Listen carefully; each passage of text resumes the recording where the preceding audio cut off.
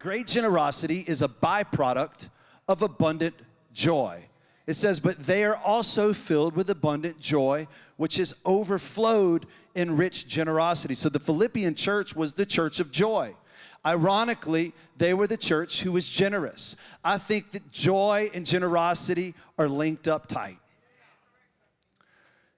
You know, when we get to Christmas, it's a happy season. And it's because there's so much giving.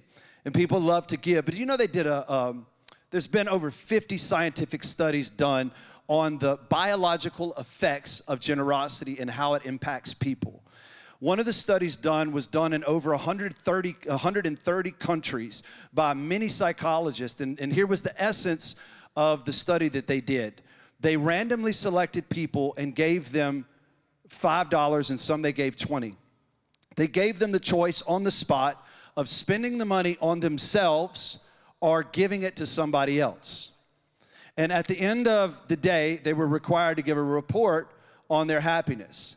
The overwhelming majority of the people who chose to give to others showed a great sense of gratitude, gratification and joy, way more than the people who spent the $20 on themselves.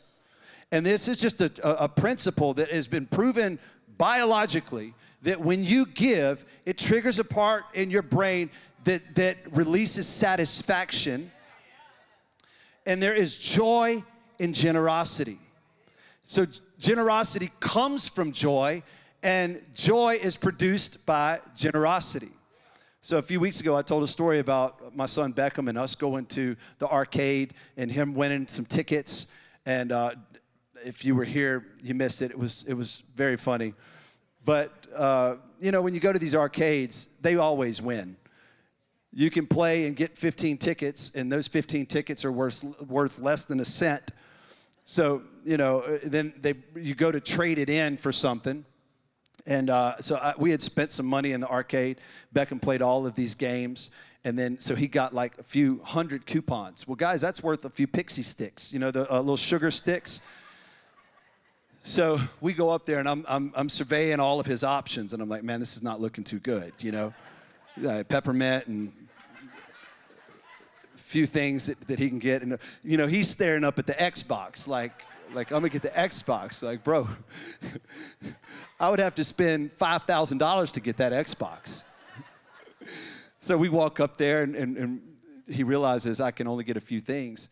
And what he chose was so awesome. He chose 4 pixie sticks. 1 for him and 3 for his siblings. So we go outside, and well, the smile on his face as he started passing out those pixie sticks to his siblings, I mean, it was just blessed to give. And man, there is a joy that's attached to generosity. And this is a principle that God wove into nature. That joy and generosity are directly connected. Lesson number 4 that we see is that great generosity comes from sacrifice. Paul says this, for I can testify that they gave not only what they could afford, but far more. So it's comfortable to give something that you can afford. And all my people who count numbers out there, you're thinking about how much cash you have, what can I afford? But sacrifice says, I'm going to give what I can't afford. And you say, but where is this principle in the Bible? Jesus teaches this principle a lot in Matthew chapter 5. He says, if a soldier asks you to walk 1 mile and carry his bags, walk 2. You couldn't even afford a 1 mile, but go ahead and give him 2. He says, if you get sued for your shirt and they win, give him your jacket as well. If somebody slaps you on the cheek, turn the other cheek. Guys, I'm not to that point in my sanctification yet where I can turn the other cheek. But this is giving more than I can afford. This is sacrificial giving. And I believe that when you listen to the Holy Spirit will prompt you.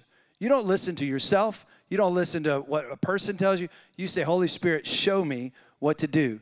And the Holy Spirit will show you. But sometimes I've discovered about the Holy Spirit is that he pushes me beyond my comfort. Especially when Angie's involved. Like, baby, this is what I think the Lord's telling us to give. And she's like, well, I was thinking this. And she ups me a little bit. The Holy Spirit and her have a deal. Just kidding. But this is sacrificial. And great generosity comes from great sacrifice. I want to encourage you to give sacrificially. Don't just give what you can easily give. I'll finish this point with this one thought. Jesus said, don't just love the people that love you. Love your enemies.